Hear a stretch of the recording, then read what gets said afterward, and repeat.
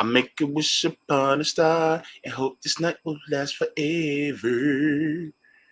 Ha, Shaka ha, Khan. ha, ha. Ain't nobody love me better. Make me happy. Make me feel this way. I'm sorry. Shaka Khan. Shaka Khan. Feel for you. Welcome to the welcome, RBN people. Welcome to the RBN Roundtable here on Thursday, December. God, what the hell? I'm still high. May 5th. It's Revenge of the 5th, people. 2022. It's so good to see everybody here today. Sabby, what are you going to do with me? I don't know. I don't know. Oh, It's my Cinco de goodness. Mayo. You can use that excuse. Maybe you had like a margarita. It wasn't a margarita. Trust and believe it wasn't that. You know what I'm saying? Oh my goodness. If you're new to the channel, please make sure to smash down that subscribe button. And if you are liking what you're hearing, please make sure to give us a like. And also you can catch Sabby on Fridays on RBN at 6 p.m. And you can catch me on the JB show on Sundays at 1 p.m. Eastern Standard Time. Did I forget anything? I don't have my notes in front of me typically. But it's all good to see everybody here today. I am here with Sabby Sabs. Whoop whoop. Miss 15,000. Oh man. Yeah, my channel's like growing like pretty crazy right now. It's crazy. Yeah. It's exciting, isn't it though? It's like, Yeah, it's just like, man, oh boy. Was not yeah. expecting that. Yeah. But the thing is that a lot of people are now seeing the message that you have been saying for quite some time. You've been talking a lot about the issue of being class, and you have been talking about the issues of the Democratic Party. And apparently, there are some people, including within this indie media space, that are waking up to what you've been saying. So, that is conspirian. So, yeah. Yep. So, it's the Democrats all along. I love it. Don't get me started. Oh, look, okay. So full disclosure, I had a little bit of weed last night. Okay, and I was texting Sabby earlier today that I'm still a little high. I literally had to try to sleep it off. Still just a teeny bit left in my system. So if I seem a little loopy for this stream, you know why. If you see Sabby dying of laughter, you'll know why. What did you have? Look, my brother gave it to me. Oh boy. He said Merry Christmas and left it at that. But next thing you know, had a few puffs, came back inside the house. I was having a good night. And then next thing you know, I woke up this morning and I had a good morning. I'm like, whoa. I'm like, this is supposed to be gone. Why is it still in my system? And I had a really good morning. But then guess what? I was like, okay, this is not going to be productive for me today. Let me go to sleep. Couple melatonin. Next thing you know, wake up. It's still a little bit there, but it's not as much. I can still function. So that's what's going on right now. God, how do Nick, Rome, and CJ do this on stream? I have no idea. I haven't smoked since undergrad, which was many years ago. And every time I did, I had like these crazy, trippy episodes. I'm telling you right now, they are superheroes if they can smoke and be live on stream and function. They're superheroes because I can't do it. I would just be cracking up and laughing the whole time. Like, I might even take my shirt off. I don't know. Oh, let me get to the chat and say hello to everybody. Devotion Orange, so good to see you with your orange heart. CBC voter, Panquake, so good to see you. They say doobie doobie doo, so good to see you. Terry Connolly is in the chat as well. KD7, I'm sorry, KDK7, doobie doobie doo, so good to see you. Are we on the Savvy Sab show? If we are, it's a good thing. All right, Solgado here with the assist, so good to see you here as well. All right. Angela, nice to see you here again. Kyle is here and accounted for as always. Sebastiano, so good to see you here as well. Hash Rebel. Well, hello, fams. Hello, governor, to you too. All right. Lawrence Johnson.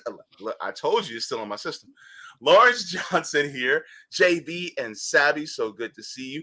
Zach Davis, hello, good to see you here as well. Mia is in the chat. She's Black is here. Welcome to the Soul Train. That's right. I wish you love, peace, and soul. Okay. I got to get this stuff out of my system. Brandy Weaver, good to see you here. Adengo, my baby. Good to see you here as well. Ashura says, should JB be as high as a thing with his co-hosting with his sister from another mister? Look, I tried to get it out of my system. I tried. Did you have tea? No. Tea really turns me like it flips the switch on. And I'm like, you know what? That might not be best for me right now. Because I'd be even more outlandish if I had some caffeine in my system.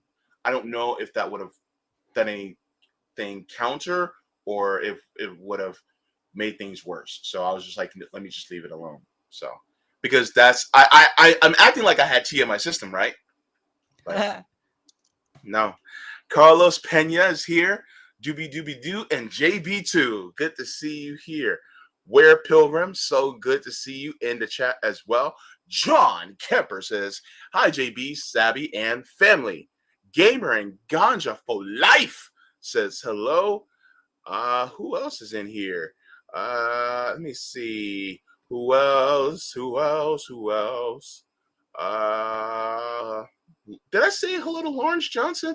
Good to see you also here as well. Tony Clifton is in the chat as well. Jean, Catherine the Great. Hello, everyone, again. All right. Justin Johnson. I don't know what that word is. Grosse, RBN comrade. Grosse to you, comrade, as well. Hello, Savvy and JB. I'm Russian bot. Oh, no. They're probably going to come after me and be like, JB saying he's a Russian bot. Ashura, Jimmy's not live on Thursdays. I see Ashura asking about, yeah, he doesn't go live on Thursday.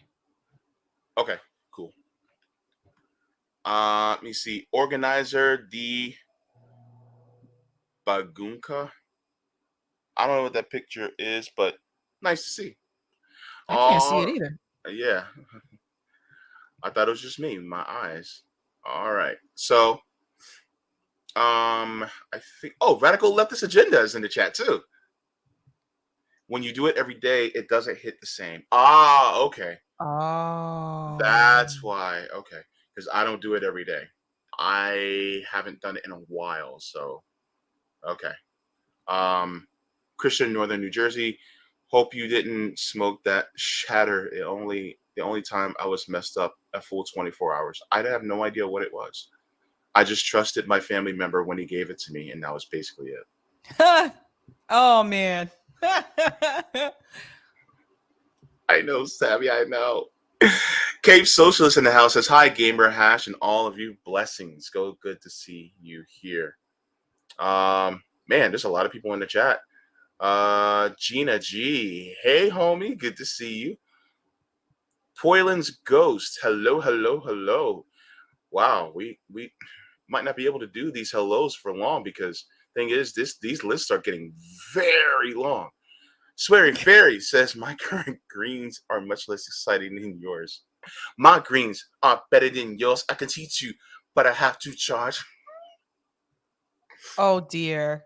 Oh yeah, oh dear is right, Savvy. I I don't know What did what I to tell you say. earlier? I said you are going to enjoy this stream. I'm gonna make sure you do. Ben and Catabringa, so good to see JB and the Sabs. Sebastian. Oh, I already said hello to you, so good to see you. Reality Revolution. Great job handling Jordan. Oh boy. I'm not going to. I'm not going to talk about that one. I'm leaving that to the side. But thank you so much. Oh goodness. Okay, we gotta get to our stories. Okay.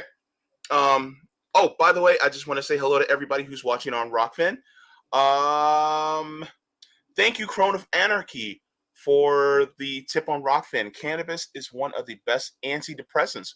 Oh, I'm definitely not depressed now. Good to see Comrade Christian. Comrade Christian in the chat.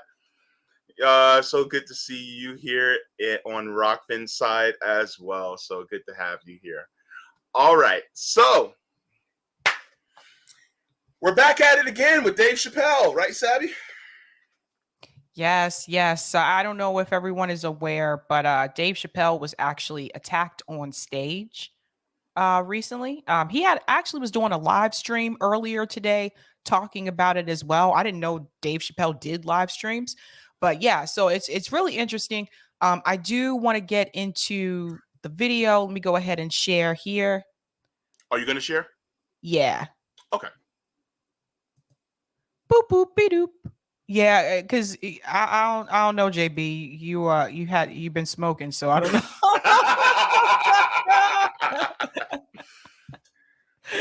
JB might hit share and share his whole computer screen. Let's see. Fair enough. Fair enough. All right, so I'm going to play the video. So Dave Chappelle attacked video shows moment suspect tackles comedian at the Hollywood Bowl. And there's more information that's come out about this now. So this is a good time to discuss this. Dave Chappelle is okay after he was attacked on stage. Air 7 HD captured exclusive video of the suspect at the hospital. He was booked and is being held on $30,000 bail. Eyewitness News reporter John Gregory is live at the Hollywood Bowl with the latest details on this. John. And Giovanna, a lot of questions about how this happened. How was this man able to get through the metal detectors with this weapon? How was he able to get on stage? And most importantly, why was he trying to harm Dave Chappelle? Wow. Oh, whoops, I was muted. I'm going to pause it there for just a second and then I'll finish playing it. But the first question I had was, where was security? Because any type of event that I've gone to, you can't just run up on the stage like that. Mm-hmm.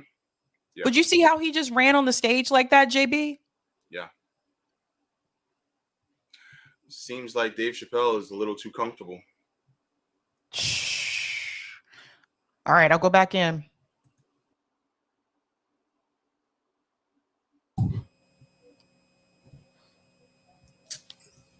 Yeah.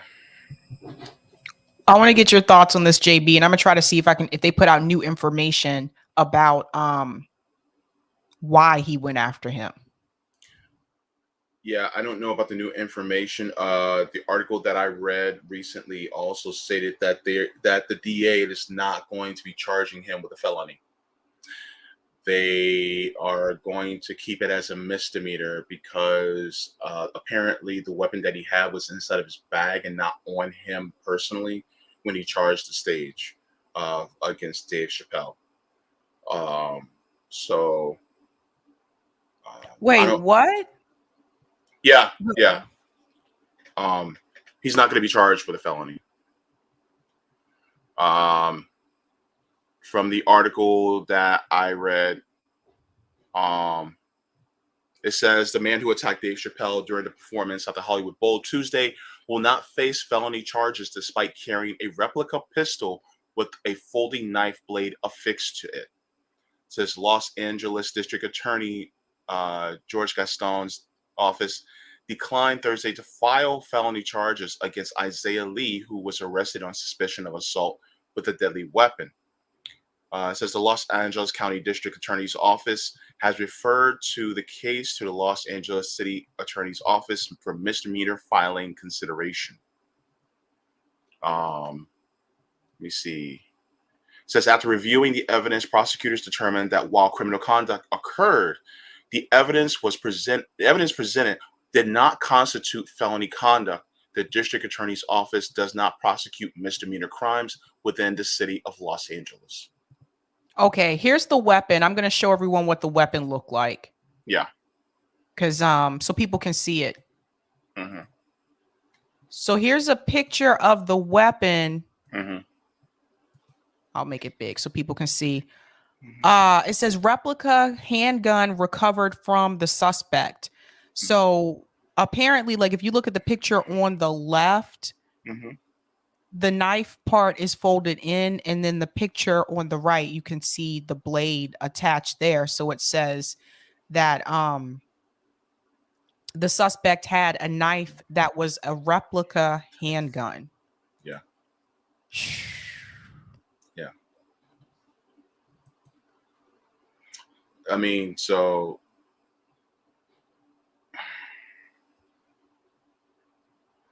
despite what happened, the person who charged the stage was there a mental health issue that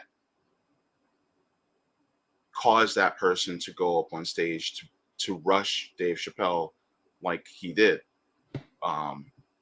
That's a good question. But this seems like it was planned though, because he, had the weapon and things like that. So I'm wondering, first of all, how do you go to the Hollywood Bowl? You'd have to buy tickets for that, right? Yeah. I'm assuming you would have to purchase tickets. So he bought a ticket to go there with the purpose of going after Dave Chappelle. I mean, this was planned because he had the weapon on him. Yeah. I don't know. I think, this brings up the question about comedians and, the censorship and like what they can say, what people don't think that they should say. I mean, remember, like Will Smith slapped Chris Rock because why? Because he didn't appreciate what Chris Rock said. And now you have someone running up on a stage attacking Dave Chappelle. Now, I don't know what Dave Chappelle said on the stage, but it could be because other things. It could have been the whole Netflix controversy with Dave Chappelle. Yeah. But I mean, this is just scary. Yeah. We live in a time right now where people they do not have their, you know how we feel about freedom of speech. And the thing is, people also have to realize that you have consequences for your speech. But at the same time, some people take it upon themselves to act in a physical way, which, it's like, dude, no. What are you doing? But also, after all of that thing that happened with Dave Chappelle and witnessing what happened to Chris Rock, you mean to tell me that you don't have security lining the stage now? Yeah, I'm kind of surprised by that. That's why I'm like, where was security? I mean, they were all backstage. Like, why is the security backstage? Why aren't the security standing in front of the stage?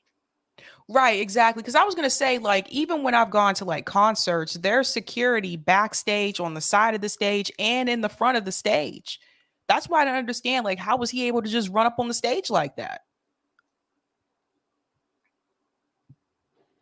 I don't know.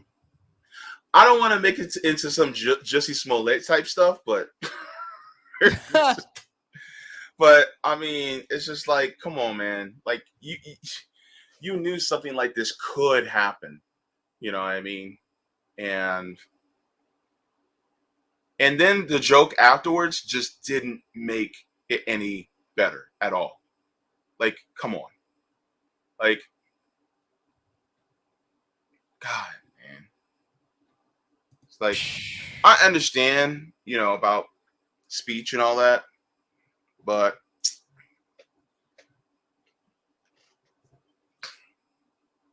sometimes we got to be smart with what we say sometimes too. You know what I mean? Well, it says the attacker was an aspiring rapper. But the question is, why would a 23-year-old aspiring rapper bum rush the stage to attack Dave Chappelle? I actually would like to know what his reasonings were. Like, why would you do that? And if this was planned, then why did you plan such a thing?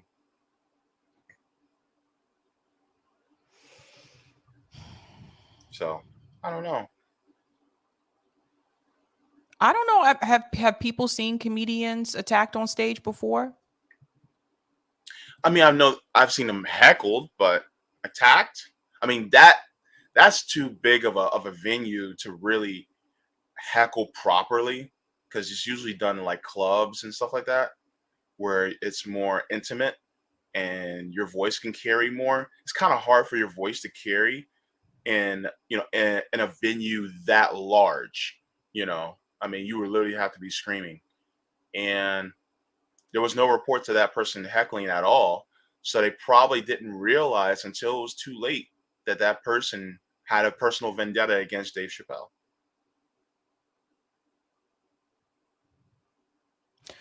Well, there's some more information. I'm going to share my screen and show people this. So apparently, this is about the attacker. So apparently it says, I'll make this larger for people because this text is really small. Mm-hmm.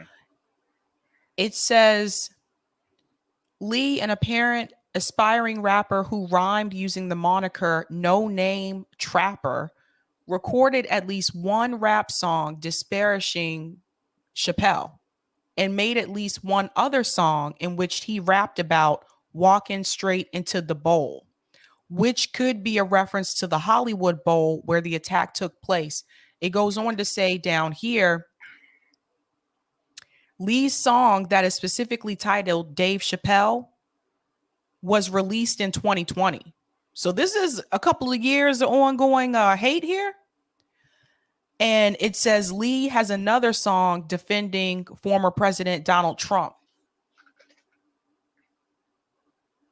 It's not immediately clear if those pro-Trump sentiments played a role in fueling his attack on Chappelle Tuesday night, but law enforcement officials investigating the case are likely exploring that possibility.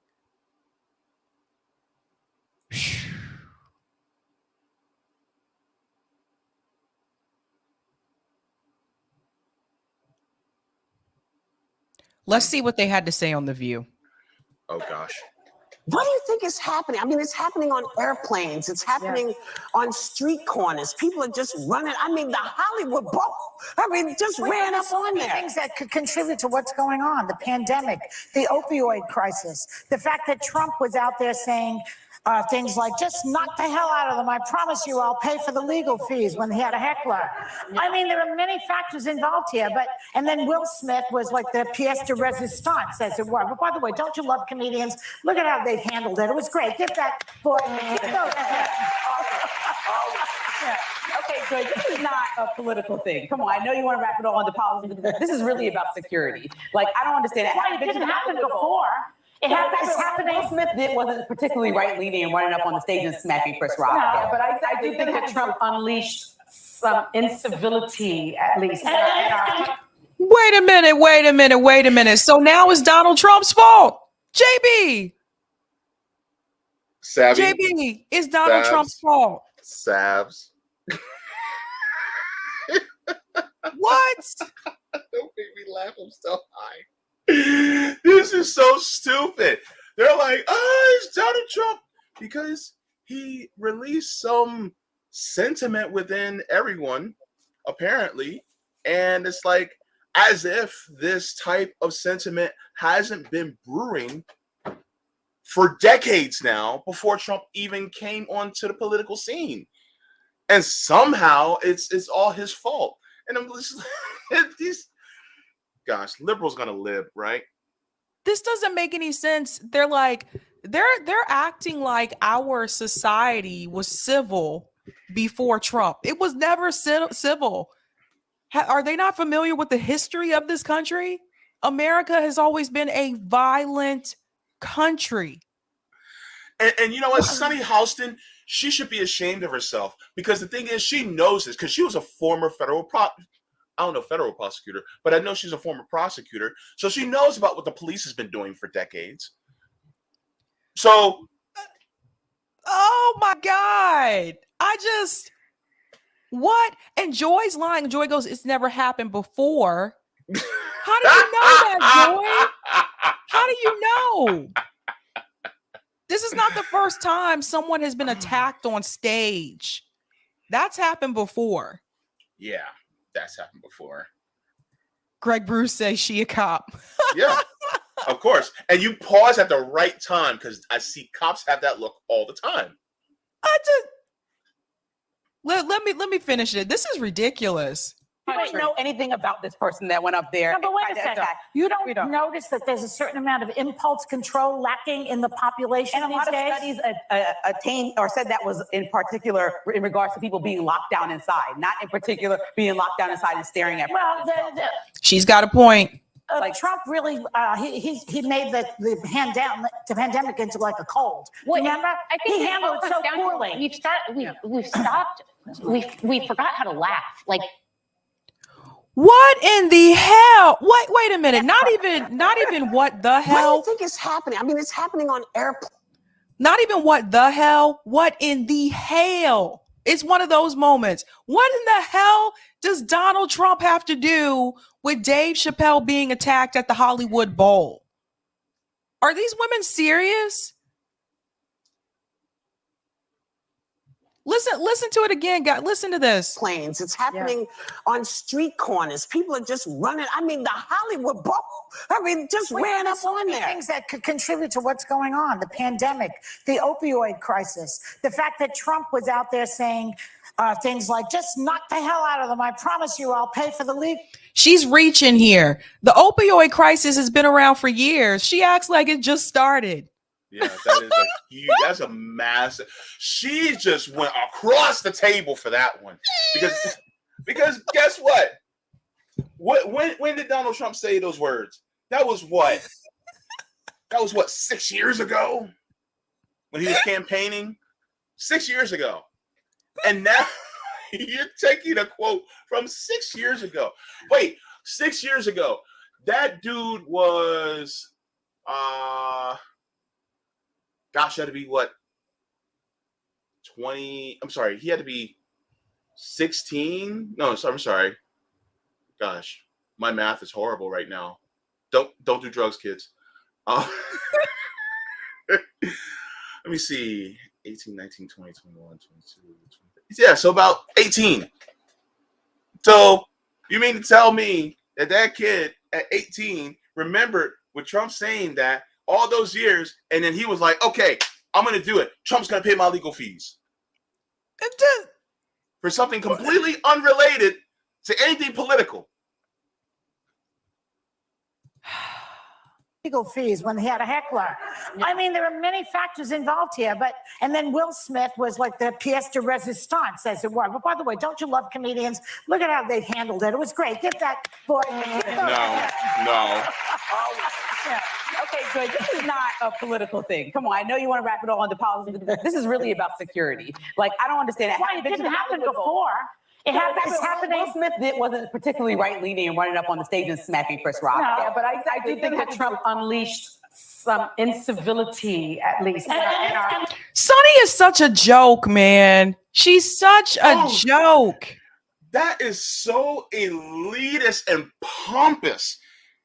My God. Because look, he was literally at the same level as y'all. And aren't you guys still the one who are still cheering on the United States leading a proxy war that is sending money to Yahtzees, to the country that starts with a U that rhymes for propane? And yet you guys want to talk about civility? Y'all want to talk about civility? When now we're literally sitting in a nation where our Supreme Court is literally overturning Roe versus Wade. And the presidents that you guys cheered on, like Biden and Obama and Clinton and Carter, yes, let's play his name in it too, they sat idly by and let it stay in the hands of the Supreme Court instead of codifying it into law. And you want to talk about civility? You want to talk about civility? Like, really? Ma'am, you are a former prosecutor. You literally shook hands with the police who were bashing and badgering people who look just like you and me. Sonny know better. Sonny is wrong for this. She does know better. She does know better. But the thing is that it needs to be called out. And a lot of times people don't call it out because she's a liberal and she's black and Latina. But the thing is that it's like, no, we need to call it out. Those of us on the left need to call people like that out, because the thing is that people like her are sitting there trying to blame someone who's not even in office anymore. Like, what? And literally, you have a platform. You're talking to hundreds of thousands of people. It ain't millions of people, because trust me, honey, there is not a lot of people who are watching you, especially on YouTube. But, well, I mean, they're watching, but they're being forced to watch it. Anyway, but what do you say to that? What do you say to people like Joe Biden, who put in the crime bill, you know, who now we have literally 25% of the world's prison population? So now you want to blame what happened to Dave Chappelle on Donald Trump?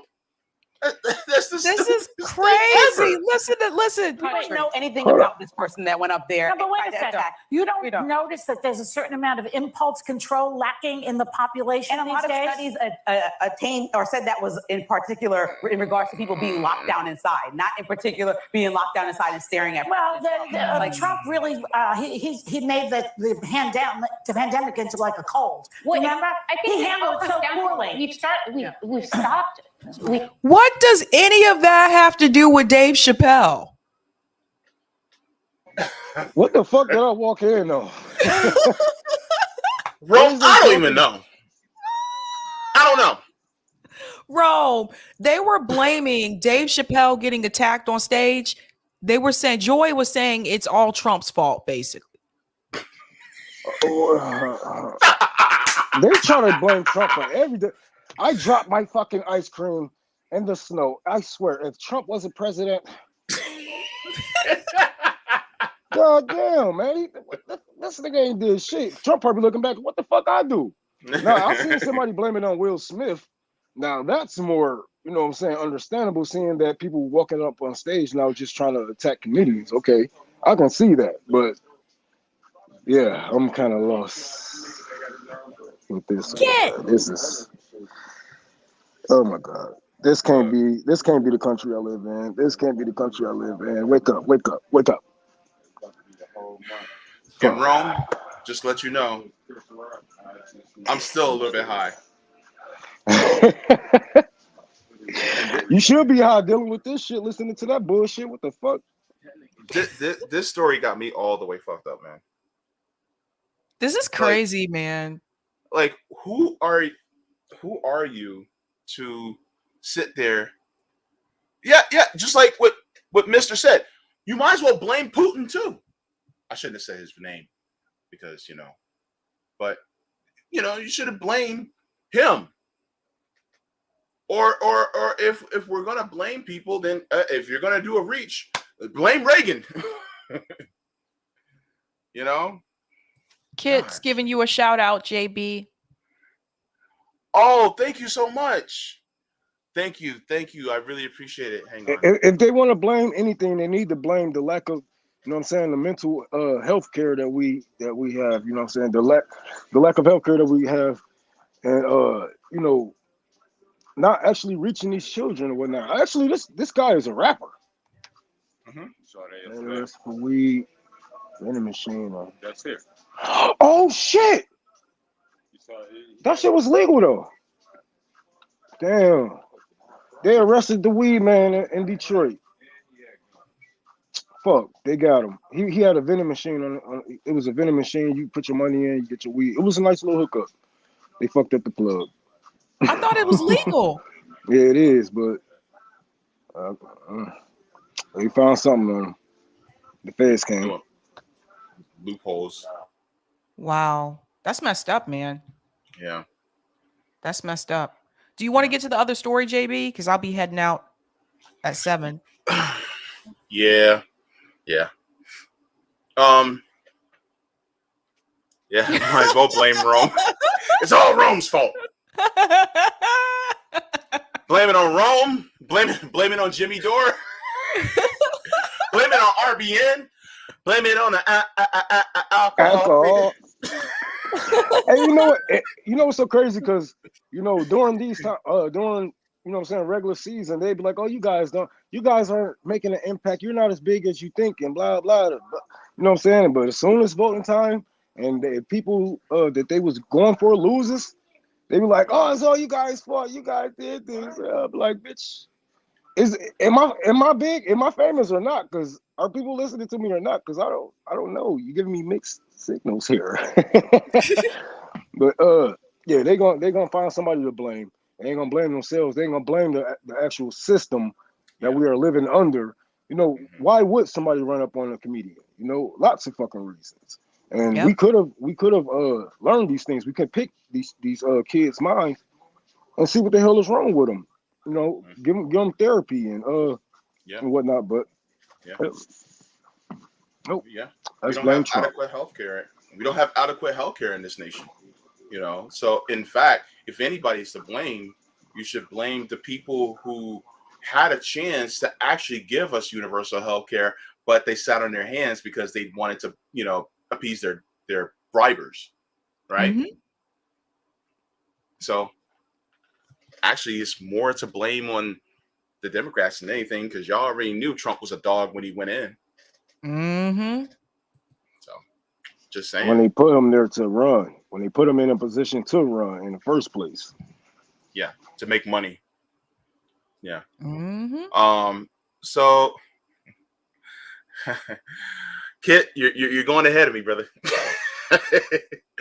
All right, so let me do this. Oh gosh. All right, so somebody had a meltdown. Somebody please call 911. This nigga sing on every string. You better ask somebody. I'll meet y'all on the other side. Just let it play. We don't even have affordable childcare in this freaking country. Okay, and the people who fight against those kinds of laws are Republicans. And yet, what do you want them to do with their kids when they have to go to work? Oh shit! I love this fake ass outrage. Like they weren't just stumping hard as fuck for the Nazis, like they weren't stumping hard as fuck for Democrats. Get the hell out of here! I ain't falling for this bullshit. But go ahead. Sabby, anything you want to add before I continue? I'm going to talk about this tomorrow night, but I was going to tell you guys, she put out another video today. It's a short, but she put out another video today doubling down on what she said. Okay. But we'll see if they're serious come November and if she tell you to vote for them again. That part. All right. What do you want them to do? What do you want them to do? I want them to answer that freaking question. Answer the question. Journalists, ask them the question. Ask them. Ask them. Isn't it amazing? Ask.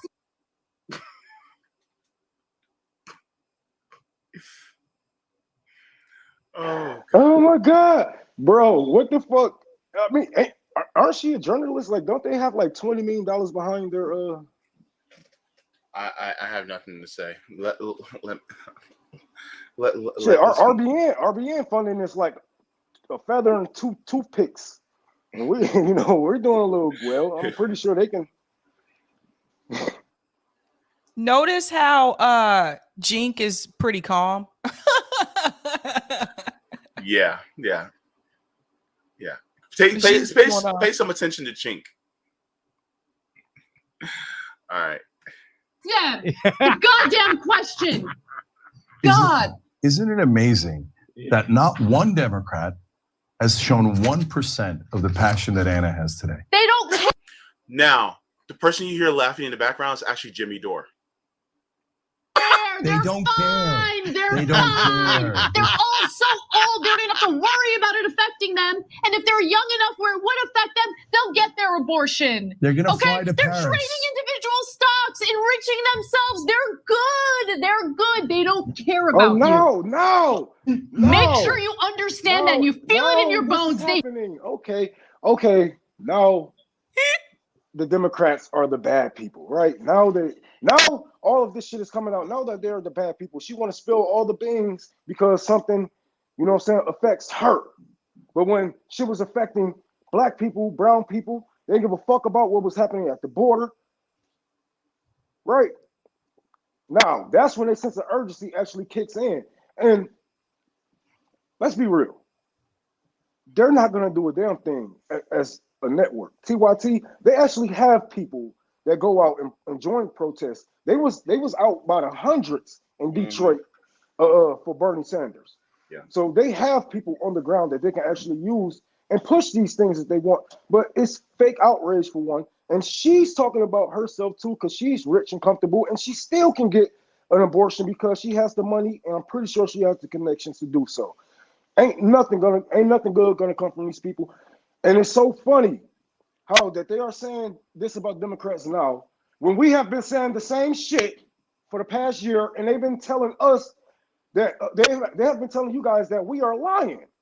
People like RBN, Jimmy Dore, they're saying, "Oh, don't listen to them. They are they're nihilists." You know what I'm saying? People who's telling you not to vote, or you know what I'm saying, or blah blah blah. And now you want to repeat the same things that we have been teaching for the last year or so. Get the fuck out of here with that bullshit. Because if you wanted to call out the Democrats for all this shit that you are saying now, you could have did it step by step as how we was. But it is what it is. Let's hear some more of this fake outrage from this fucking clown. All right. They don't care about you at all. All of that fundraising, all of that canvassing, all of that hard work on the ground, they can't even get a voting rights bill passed. They're losers. Trisha Briggs writes in, thank you, Anna, for communicating this momentous injustice and the rage we're all feeling today. Ask them the question. Ask them. Ask them. Ask them. Ask them. Ask them. They're going to fly to they're Paris. Trading it. Ask them. Yep. Yeah. You know what this is about, though, right? You know what this is about? Please articulate it for us, Sabby. They're embarrassed. They're embarrassed. We're not embarrassed because we've been telling people this for over a year. They're embarrassed because honestly, hell, if I was TYT, I'd be embarrassed too. You've been telling people for over a year that the squad was doing a good job. They've been constantly defending them, telling them that we need to, keep pushing for them, keep going out there to support them.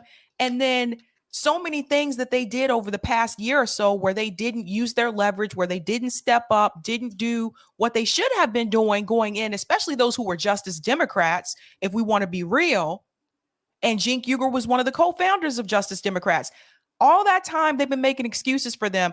And then you fast forward to this week, what was not a good week for Democrats. You had the Roe v. Wade thing and people saying that Democrats could have done this a long time ago, which is true. You can't ignore it. And then you have the squad just not even choosing to support or endorse Nina Turner. They can't ignore it. You can't avoid it now. Now you can't avoid it. And another thing, like Nina lost, remember? If Nina won, they might have been able to make an excuse, but you can't make an excuse this time. There's no excuse. And remember, let's take let's take this back 3 years ago, I believe. They did this before. When it was time for everybody to fight the Democrats. I believe that they said something along these lines. Again, well, Democrats suck. We should do something better. You know what I'm saying? Look for a better option. And this when Bernie Sanders came around. All right. So they were saying the same shit. They always go through this cycle of fighting and participating in these elections. And not only that, they are against some of these things that she have named. You know what I'm saying? Like, oh, you didn't pass this, you didn't pass that. Dog, we was trying to get you guys to push these politicians, use your platform for good, force the vote. They laughed at us. Yep. They laughed at us. And now look, how you gonna say, oh, they're losers? You are helping them, you know what I'm saying, push their narrative, and we get nothing. Like, what is this channel actually good for? Absolutely. What is TYT actually good for? What do they bring besides making you guys go into the Democratic Party when it's suitable for them? Like, get the fuck out. You know what's funny? You know what I find very funny? They never even forced a vote to try to get Roe v. Wade codified into law. Nope. Wouldn't that have been a worthy force to vote subject? I mean, maybe it's just me, but I mean, we could have probably forced a vote on something like that. And it would have shamed Nancy Pelosi. Like, wait a minute, I thought you were for, women's autonomy. Yeah. But then it would have put a ball in her court, right? But they never did it. Let's go back. Okay, who right now has a majority in the House and the Senate and the presidency? Democrats. Okay, back between 2008 and 2010, who had a supermajority in the Senate and a majority in the House and the presidency? Barack Obama and the Democrats. Who had a majority in the House and Senate back in the 90s? Wasn't it Bill Clinton with the Democrats, who also had a majority in the Senate? Wasn't it under Jimmy Carter who we had? So we've had years and years and years to do this. And here's my thing. Look, I put out a tweet yesterday, and I invited, and I even said it on my stream last night during my celebration. I said to Anna Kasparian, if you're truly serious about this, let's talk. There are a lot of people who honestly do not believe you at all in this rage that you've had, right?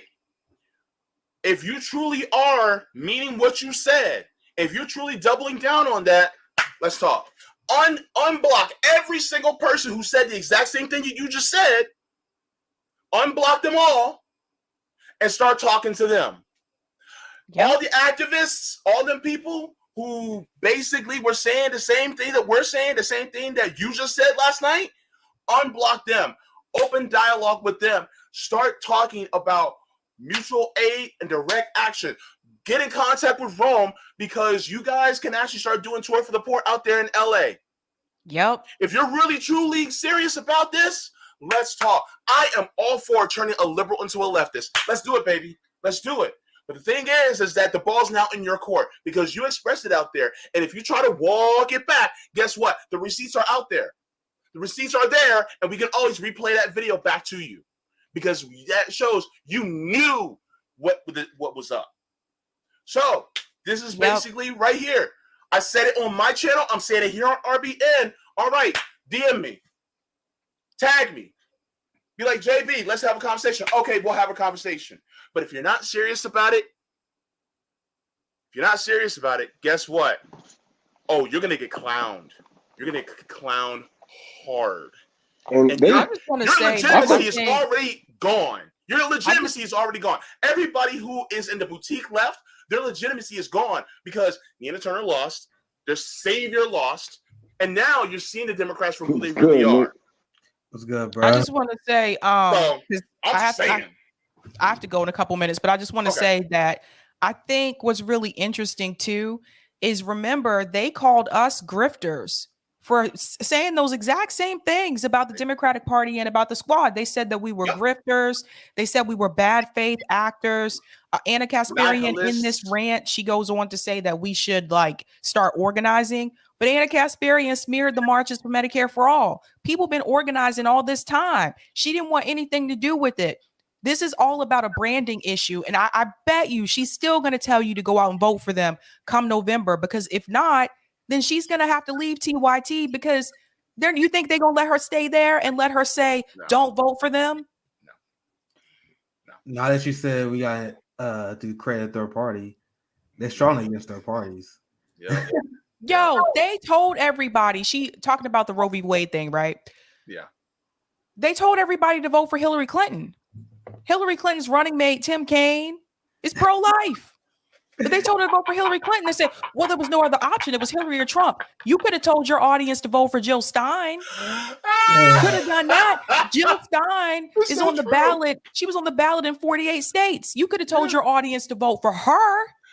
She has some of a similar platform as Bernie Sanders, but they told you go vote for Hillary Clinton. You got Nancy Pelosi. She has endorsed Henry Cuellar. Henry Cuellar is also pro-life. This is a joke. This is a joke. Thank you, Savvy. Thank you. Joe Biden was a seller's candidate.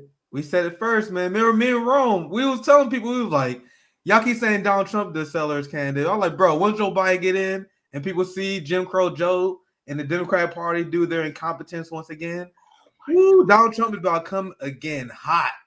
He about to come again hot. Yeah. They about to come out even more extreme. Go ahead, JB. Yeah. Hey, Sabs, before you leave, I know you're going to be talking about this on your show. I think it's tomorrow. Also, what do you got coming up before you leave? Let us know. Speak on it, girl. What do I have coming? Oh, sorry. Tomorrow, I'll be back on RBN 6 p.m. Eastern Standard Time for the Savvy Show, and I'll be on my channel at 8 p.m. Eastern Standard Time. Lots of cool things to talk about. Got a lot of fun things coming up. There's one person I'm still waiting to hear back from, but once I get confirmation on that, then I can announce that as well. But just stay tuned, man. Just watch everything just burn down, because we've been telling people, you got TYT making this statement and saying stop voting for them. By the way, she went on to say don't donate to them. They're telling you that kind of stuff. What are you gonna do? Okay. Is everybody gonna start calling Anna and Jink and them? You gonna call them nihilists too? Are they? Are you gonna call them defeatists? Defeatist? Are they defeatists now? I don't know. I don't know. This is something. And like I remember a couple months ago when everybody, basically Twitter left was moving further to the left of TYT, and they was getting horrible views. I mean, this is when we first started, and we was getting more views live on our Twitter than they were. We was looking like, wow, nobody is buying that shit no more. You know what I'm saying? They have, like Sabby said, this is a rebranding issue. They have to rebrand themselves because they cannot sell the Democratic Party in this climate. Like I had told Jordan, how can you tell anybody to vote in any way in this climate with all this shit going on? Everybody should be getting ready to rebel. Like, what the fuck?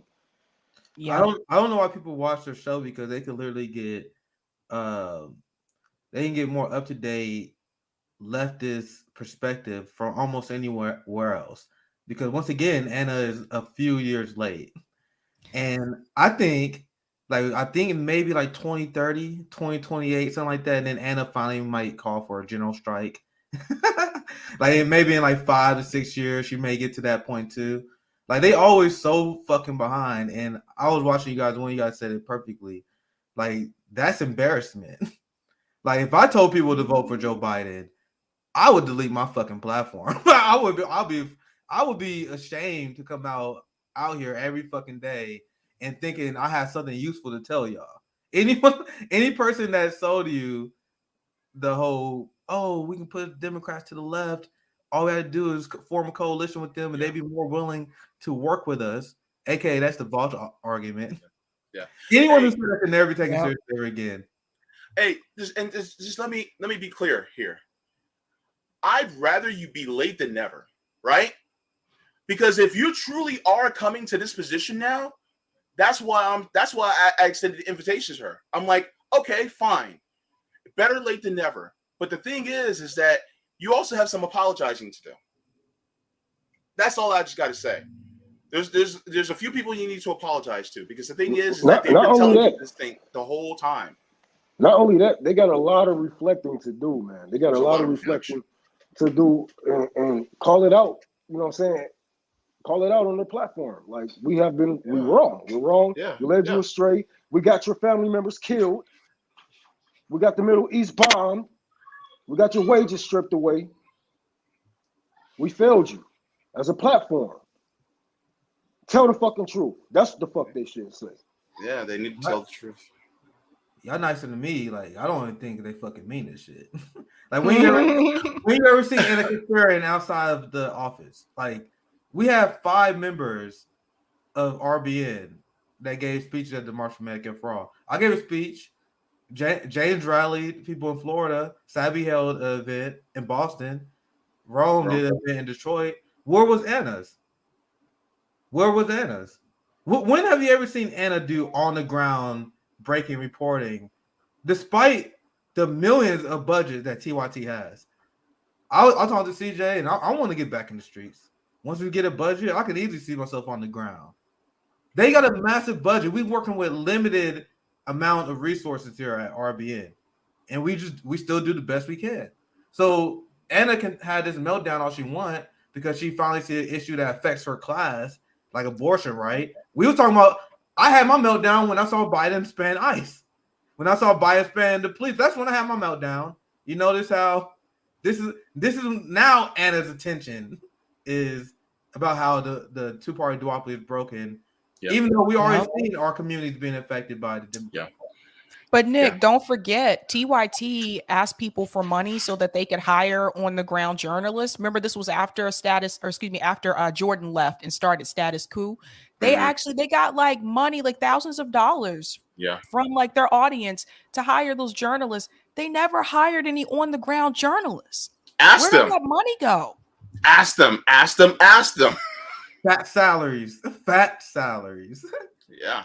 That's why I'm like, man, if this is how you know that they are put in a position, you know what I'm saying, to do what they do, because ain't no way that, you know what I'm saying, that they are a real movement that's actually helping people with that type of money, and they still, you know what I'm saying, are just independent, you know what I'm saying, they're not shut down, they don't get demonetized or anything, because I done seen Anna go off the rails, and they still get super chats.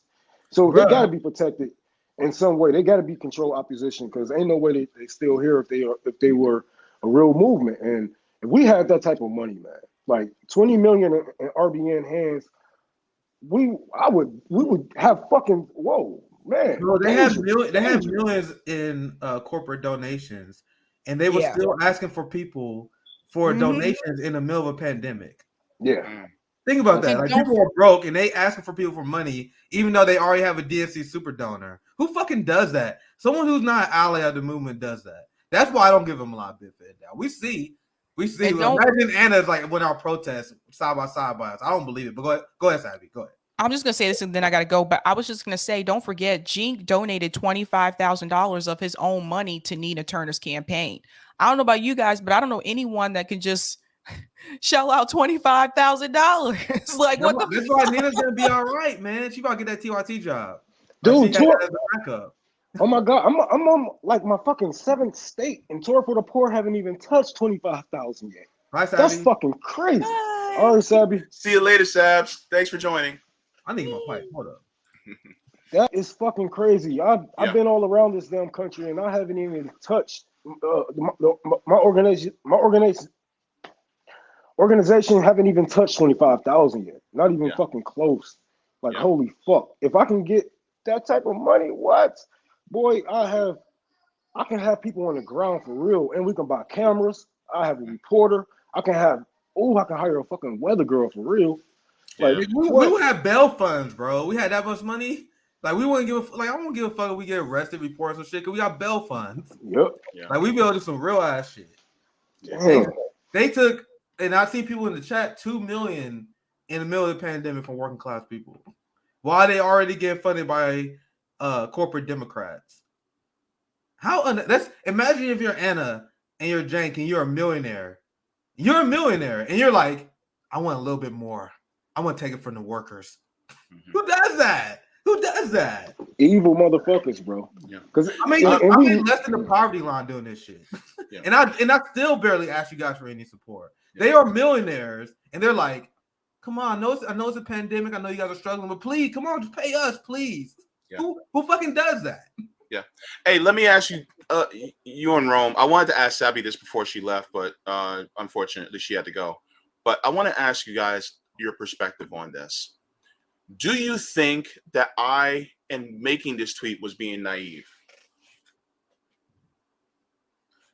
James says, "Dear Anna, we have held this position for a while now, and I'm glad that you finally realized that we've been observing. If you are open to having a conversation about building organized movements and mutual aid, I'll be happy to talk." She didn't block you? She haven't blocked you, JB? She doesn't know me. That's interesting. So they know. I kept myself quiet for a while for this very purpose. Like this is not gonna happen because she blocked me a long time ago. They definitely know who I am. Like, and I never and this is the thing, guys. I don't use blocking as a flex because I'll block people too. Like, if you're annoying, like people don't hurt my feelings, but if you're on my page spamming me and shit, I'm gonna block you because like, bro, you're annoying. But the thing is, I never interacted with Anna. Like, I would never go on her page. I remember I posted something about her interviewing Madeleine Albright. And I posted a picture that went viral because it was a picture of her and Madeleine Albright, and that what got me blocked. So she's definitely not about to engage with us. I burned too many bridges. Well, my thing is that that was a good bridge to burn, though. But I'm gonna tell you this. My opinion is you're being too nice, I would say, but that's how you that's good because you know how to start a conversation. You know what I'm saying? An open conversation. But she's not gonna come. She's not gonna come over here. You know what I'm saying? Not only because it calls her out for the hypocrite that she is, because it's gonna help us and it's gonna hurt. Like, if any of them had a sit down with any member from RBN, TYT is gonna get hurt, and we're gonna call them out. And I'm gonna tell all you motherfuckers, take off the gloves. Don't hold back, because they have been in a way of liberation for way too long. How long has TYT been here? Like 20 fucking years since Bush? About 20 years, yeah. About. They have been here way too long, not to learn this lesson already. Like, so if we was to actually hold their feet to the fire or try to come together and build movements together. Okay, we're a smaller channel, but we're still doing more underground. We still make them look bad. It's gonna hurt them and help us. They don't want those. They don't want us to get those subscribers, because even if people who don't watch them like that, they still got them subscribers and Patreon. That Patreon money, that's the people who watch them. You know what I'm saying? The real supporters, and they don't want them over here. Then once they get a whiff of what we saying, they like, damn. Well. You know what I'm saying? It is further left that I can go. I can't go further left. Yeah. I'm sorry. Go ahead, Nick. And I told you guys I'm kind of an asshole, right? But it's like we love JB. JB has a great heart. He is the heart and soul of this network. Oh man. And it's great to try, right? It's good to put that stuff out there because people know that we're serious about this. But remember why I told you guys what I think about who I consider a leftist ally? And I'm very my litmus test is not as high as the other people's, believe it or not. Mm-hmm. If you want to be a leftist ally, I need to be an anti-capitalist. I need to be anti-imperialist. Now, TYT just objectively fails both of those very easy to climb hurdles. TYT and Cenk Uygur are union busters. You guys know that? And then they were like, well, we eventually signed the union. That was a year after Cenk Uygur was threatening to fire people. So it was a long 1 year union struggle. And then they were like, well, we unionized now. Nah, motherfucker, I'm not going to forget the battle and struggle that the union workers in TYT had to get that union. And then you had Anna and you got TYT who are just straight up imperialists. Like Cenk argued against Jimmy Dore in favor of U.S. intervention in Syria. They want to destabilize China, and they cheering for U.S. in the new Cold War against China. Yeah. So I'm not like we're not being divisive. Like I don't think I'm divisive. Like you guys see, I reach out and we had anti-imperialist summit of great allies and friends. And a lot of these friends we don't 100% agree with everything on. But I'm like, damn, we get on anti-imperialism. I'll let some other shit slide. But these motherfuckers can't even get the basics right. So that's why my benefit of doubt for people who can't get the base issues right is very, very slim. I give anti-imperialists and anti-capitalists hella benefit of doubt. You gotta really fuck up for me to cancel you if you're anti-imperialist, anti-capitalist. But if you can't reach that bar, then I'm looking at you side-eyed all the time. But let me ask you this: could this be that crack in that view that could help someone move to the left in that space? Could this be an opportunity to turn a liberal into a leftist? You know what I mean? Is it possible? Liberals, I don't believe, you know what I'm saying, liberals that deep into imperialism can be turned to the left. They are too comfortable. You know what I'm saying? They are reformists, you know what I'm saying? And they're gonna make sure that the system is reformed, but it's still capitalism. You know what I'm saying? They're gonna make sure that they are rich at the end of the day. So I don't believe none of what they say, because if like Nick has said, you know, they're union busters, and if they was for the people, they would have had no problem letting the people of TYT unionize against Cenk. You know what I'm saying? Like every fucking every boss should be honored to have at least enough people around you to want to keep your ass in check. You know what I'm saying? Because you don't want to get too up, and that's what happened. You know, he got too rich and he started looking down on people. He started talking down on people, and I don't know. I don't see a future for TYT anymore. Like 5 years, this shit gonna be dead. I'm always down for people to change their mind, right? But I remember I broke it down on a live stream before with my solo shows. I'm not too interested in winning over partisans. Like, I'm not too interested in winning over MAGAs. I'm not too interested in like winning over the vote blue no matter who's. And if Anna have a legit change of heart, she's gonna come around. Like, we don't have to perform, we don't have to dance for her. I'm more interested in getting people who like know this shit is fucked up internally, but they like paralyzed because they see the task is too big. Like, you know the people that like, damn, politics, this shit is so fucked up, man. What should we even do? Like the people who don't vote, the 50% of the country don't vote. Even more not going to vote now. Now that people hate Biden, people hate Trump. Like, people already pissed. So I'm more interested in throwing a rope out and dragging them motherfuckers to our side. Like if the TYT left, like, and I have people reach out to me and say I changed their opinion, and that's great. That's a beautiful thing. But I don't think we should break our neck for it. But that shouldn't be our focus at all, because, you know, it, like Nick, you're right again. You know, it's way more people on the ground. It's way more people.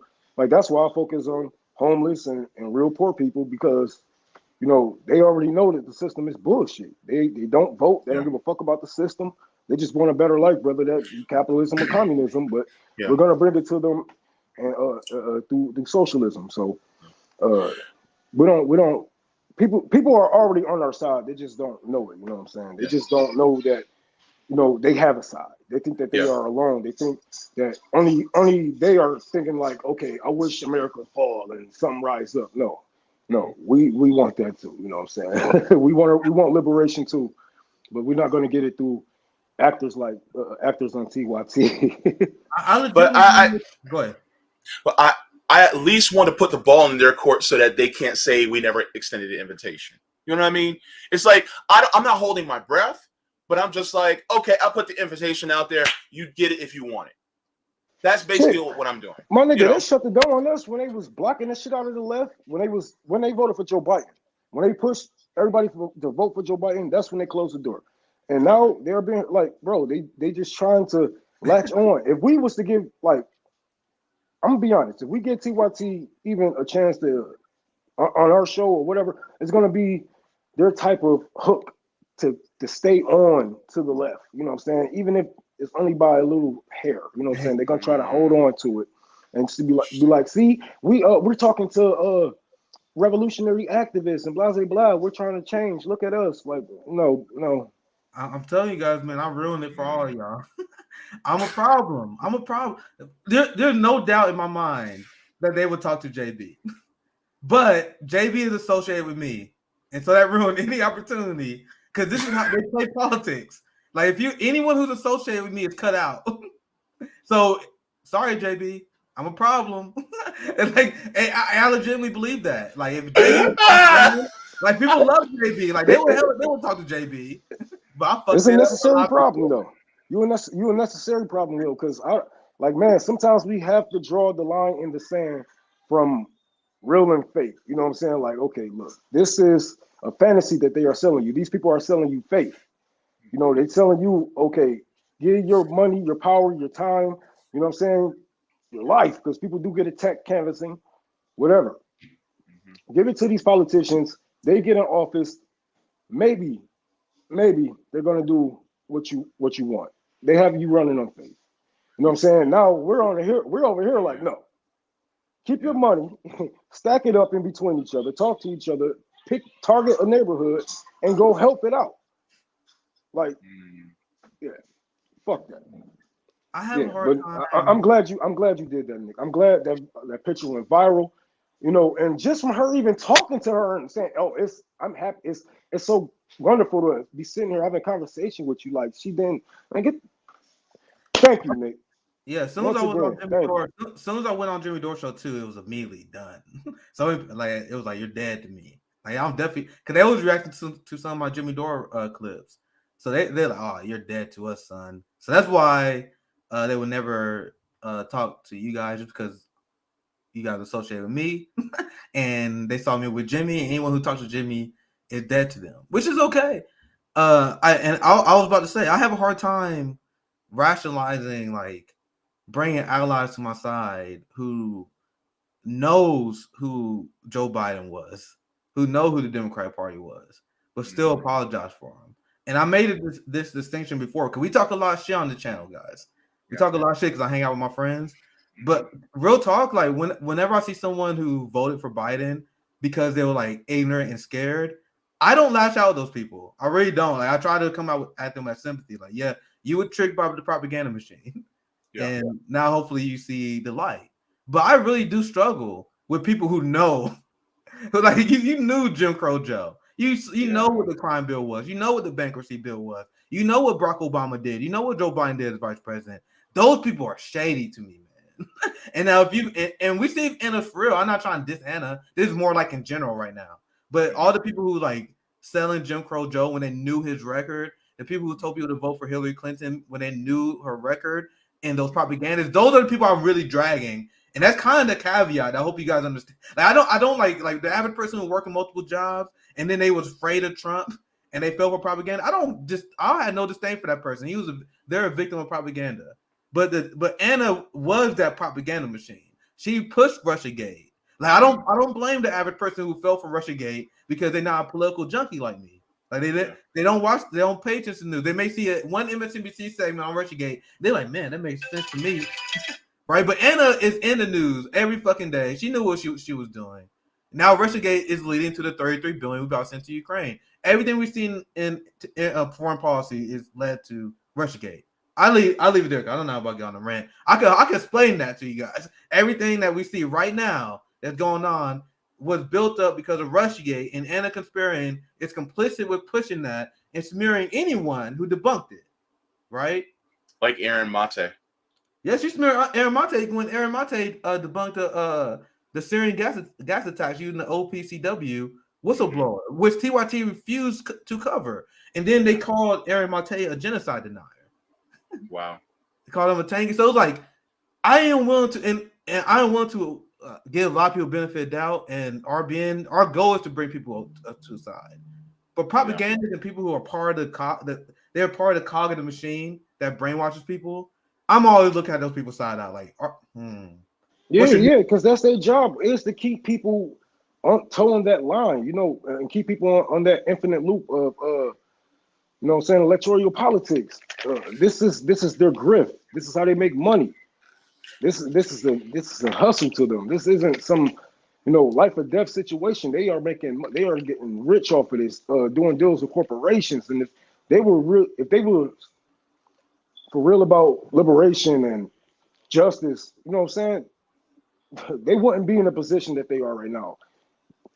They'd be dead, especially with that big of a platform and you pushing for liberation, ain't no way, you know what I'm saying, you are still here spouting that shit. And even though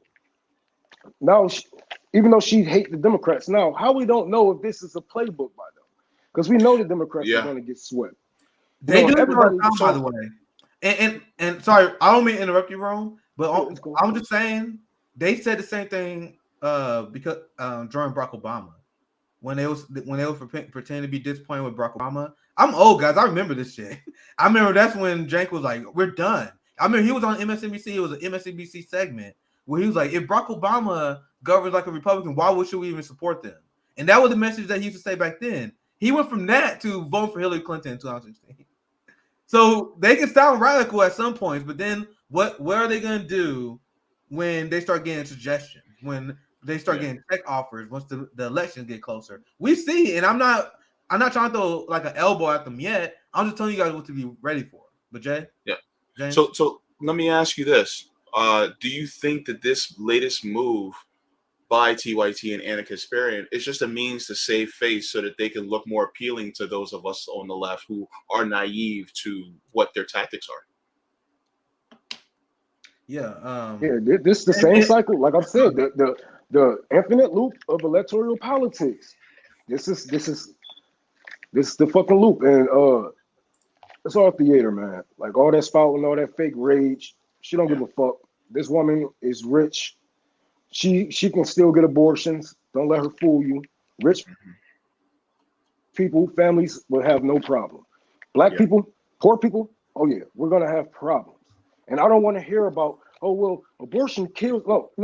You can't say abortion and kill in the same sentence. You're not making sense to me. And you want to know why people have so many abortions? Because men is animals. Men are animals. And before women are 10, it's a good chunk of them that's already have been touched inappropriately. That already been M and SA'd. Right? So this is why people get abortions in large numbers like that, because So if y'all want to let's get to it. Because a lot of men they don't know how to control themselves like they're supposed to, and then next thing you know, they have to do this. But then it's hard to do it if it's illegal, and next thing you know, you don't have the money to do it. So I mean, now it's illegal. So now I have to raise the baby of the man that took my innocence. And it's illegal for you to keep the child away from in Ohio. I don't know how it is in other places.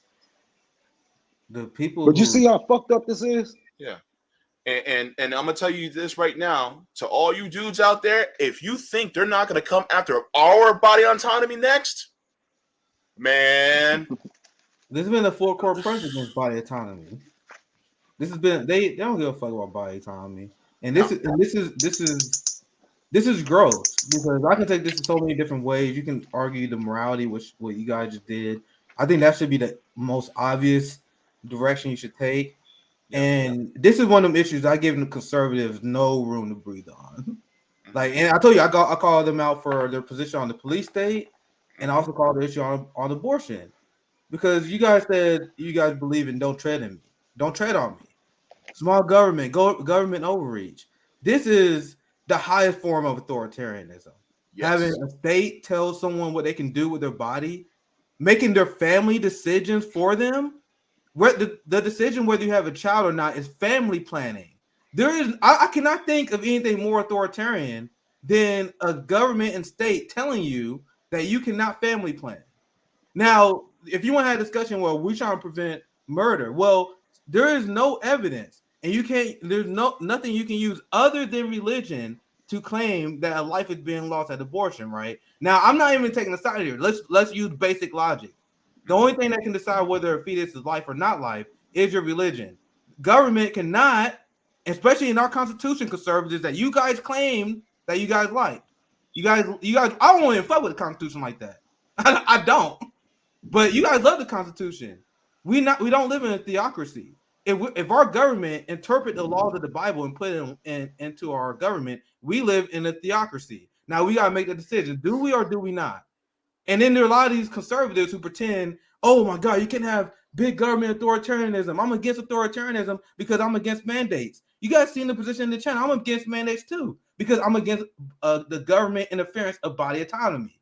I am consistent on this issue. Conservatives are not. They are authoritarians except on issues that they care about. Right? So they are the biggest authoritarians. They're the biggest nanny state bootlickers. And you can't even call yourself class conscious. I'm gonna play this video real quick. I'm going on a little quick rant. Now pass it to you guys. Yeah. You can't call yourself class conscious if you're against a worker planning their family. And why do you think the capitalist class is forcing people to have children? Because they want more low-skilled workers. They want soldiers. Yep. So if you are pushing this shit, you're doing the bidding of capitalists in the establishment. Let's play this video here. I saw this video a while ago. I want to give you guys your reaction. Hopefully you guys haven't played it. So this is a good video because it's playing the class issue of the abortion issue. Check this out. Can you hear me? Yeah, we can still hear you. I'm sorry. Somebody that called me. He used me. Okay. I think it's important that we bring back this conversation to eliminate any confusion that people may have. And that is first to understand that we live in a capitalist society. Second is to understand that the birth rate in America is the lowest it's ever been in American history. You have women who are choosing not to have kids. You have teen pregnancy at the lowest rate it's ever been in American history. Then you have the highest mortality rate, and it's 4 times more for Black women. Women are literally losing their lives trying to give birth. And so what that means and what the fear is in American society and economy is who's going to replace the workforce. The biggest fear in the American economy is the shortage of labor. This is exactly why Texas was first with the anti-abortion ban. You need physical bodies in order to keep the capitalist wheel going. This affects Black and brown communities because you have to think about the pipeline into incarceration. Jail is a business. There's actual stocks for profit when it comes to jail. And you have to think about who's profiting off of this and the bodies that are filling the jail cells. Aside from the fact that we don't have mandatory maternity leave, we don't have free childcare. Inflation and the cost of living is the highest it's ever been in American history. There's no support for women who are actually choosing to have kids. A woman should always have a choice. Wow. Now what is the position of RBN? I approach every single issue because I consider myself a Marxist, right? I consider everything in terms of class politics. Okay. Right? If you consider yourself class conscious, you cannot be anti-choice. Especially if you think the people who are they call themselves pro-life, but they don't care for health care for kids.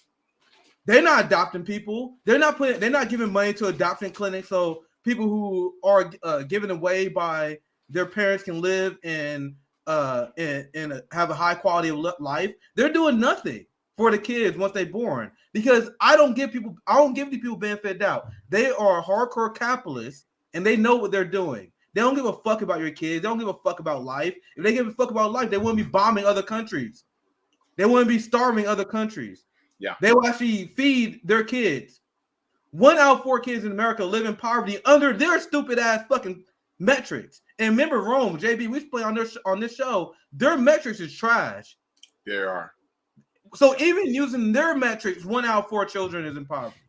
And they call themselves pro-life. You cannot have this position. And you got to strongly fight against anyone who rob the rights of our proletariat brothers and sisters.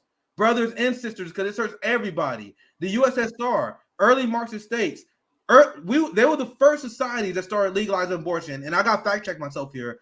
In 1920. I don't remember the exact year, but the USSR, they immediately came out in favor of abortion because they recognized the class issue. 1920. 1920. JP, fucking killing the goddamn game, man. But you guys see my point. This whole thing is also, I explained this also, is also a culture war to divide the workers. Yeah. But there's a clear side that is pro-worker. And that's why they put it out here. We got to learn revolutionary discipline not to allow the ruling class to have us turn against each other. And us turning against each other is us getting involved in bothering people that have nothing to do with us. That same thing on my position on drugs. Like someone using drugs do not affect you. So thus it should not be something that should be governed. Yeah. The people who are the biggest government nanny state bootlickers are the conservatives who claim they are small government and they don't want the government to tread on you. These are the same people who want you to go to jail for a plant. These are the same people who want to decide how you plan your family. But then they go around and say, oh, we're anti-authoritarianism. We're for freedom of choice because we are scared of a needle. Motherfucker, it's called consistency. I was against mayonnaise too, but you got to see my position on this. You got to see my position on marijuana.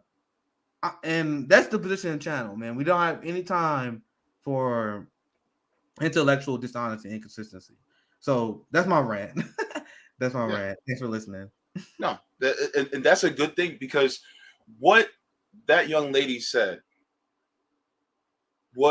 that's basically the whole crux of the argument, right?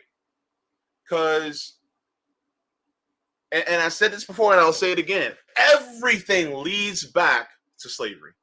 Everything. Every single time that they want to overturn a labor law, lead back to slavery. Every single time they want to not give more money to the upper class, the billionaires and all of them, leads back to slavery. Every single time they go, well, we don't want you to have autonomy over your own body, leads back to slavery. Everything leads back to slavery. I'm going to tell you why. Oh, my bad. I'm sorry. I just want to finish this point. Capitalism is the type of system where it's at its fulfillment with chattel slavery. And every single time it deviates that. And Rome, you're going to love this. Remember back in Dragon Ball Z when they were talking about Majin Buu, about how he was at his worst when he was first created? And then as he absorbed other people, he became nicer and nicer and nicer, right? So it was at his worst from the beginning, from the inception. Guess what? Capitalism is Majin Buu. Every single time we had a labor law, we ended slavery, we ended, we put, tried to give equal rights to people like women, gays, and people who are black in this country.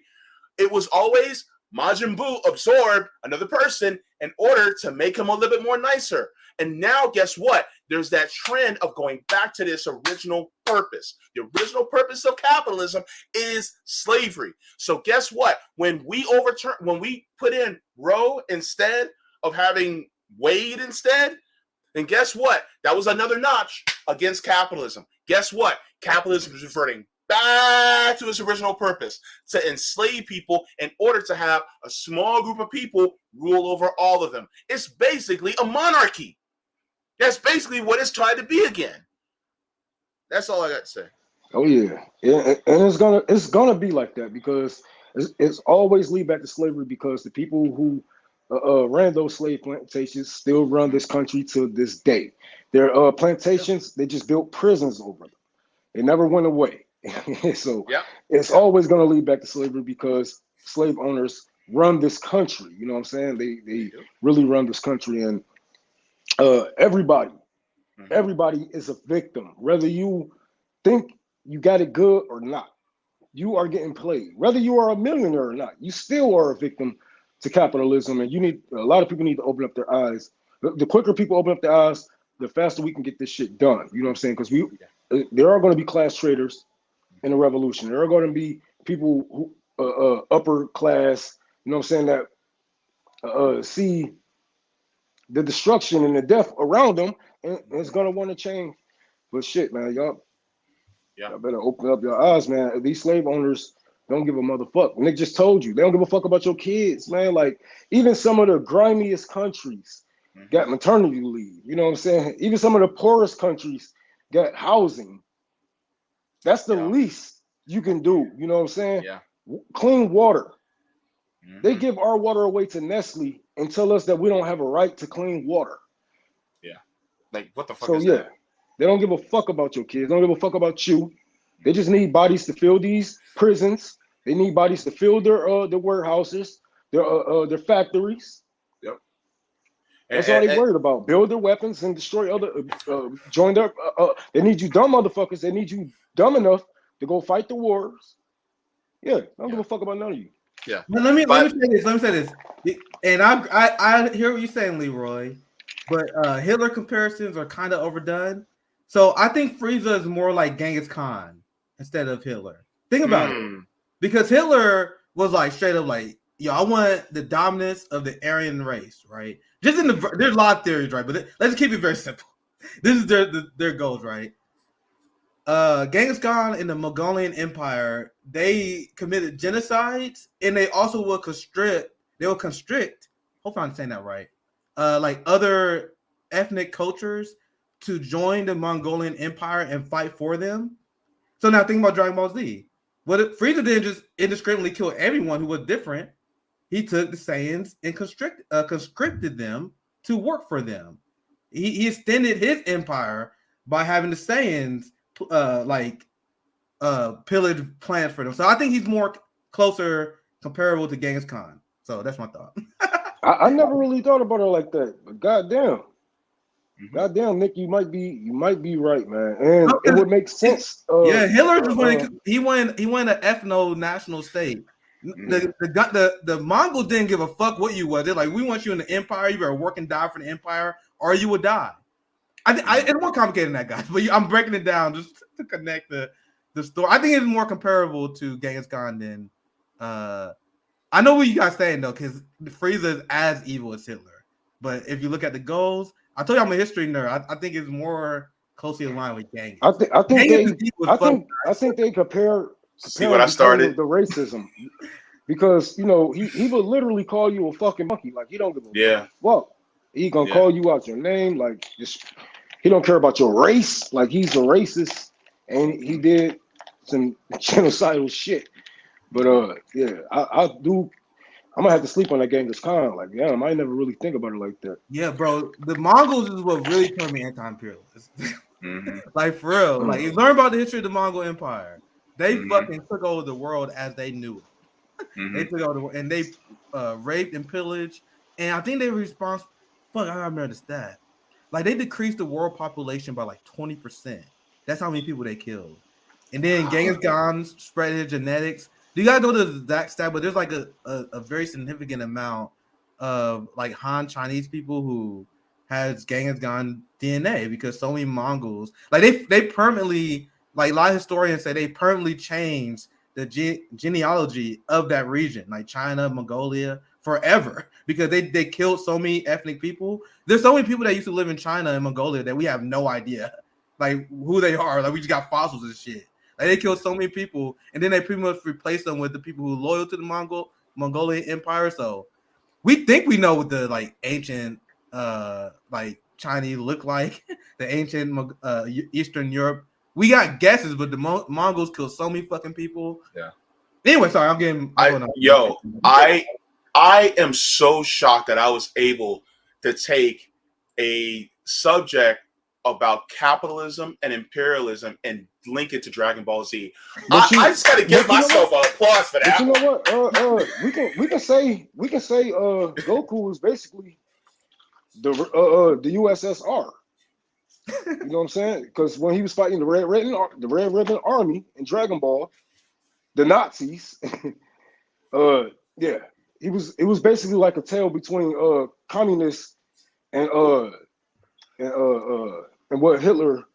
That basically was the fight. It was the Red Ribbon Army versus Goku. This is where we got Cell from, because the Red Ribbon Army basically got wiped out by Goku, and their scientists was like, we gotta build weapons. We need weapons to destroy this man. So let me say Dr. this. Shiro, Maybe they know who they was. Maybe I just don't know. I like maybe historians do know who the fuck was there before the Mongolians. Well, I mean, Akira Toriyama was a student of history, so I mean, he probably took some of those things from historical fact and then adapted to the show. So right, yeah, that's especially because Japan is more based than us. One Piece with Luffy is essentially a guy who declared war on the world government.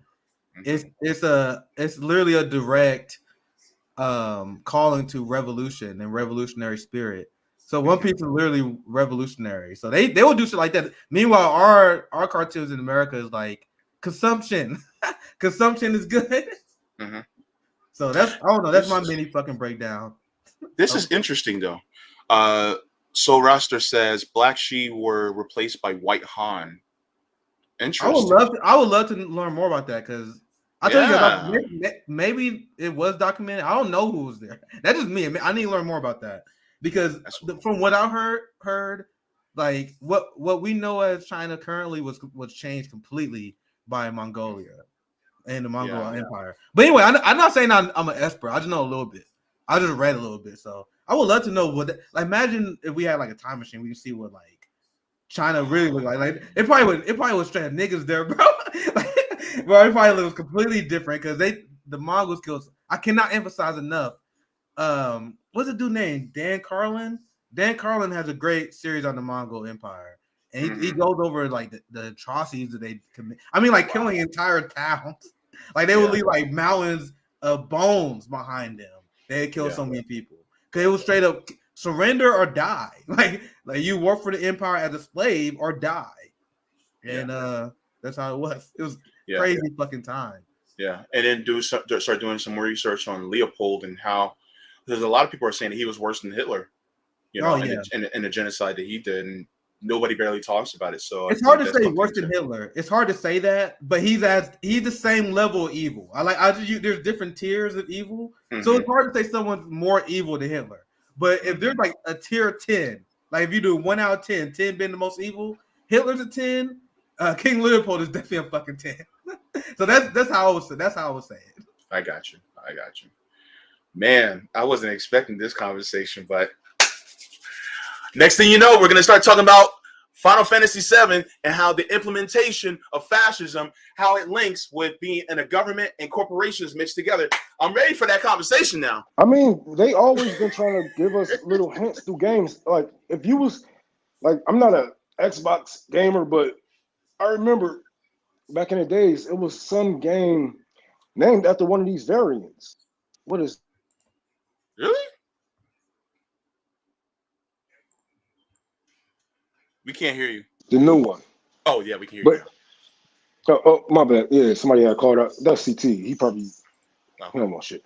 But it was a game that was named after these variants, and it was released by Microsoft, ran by Bill Gates.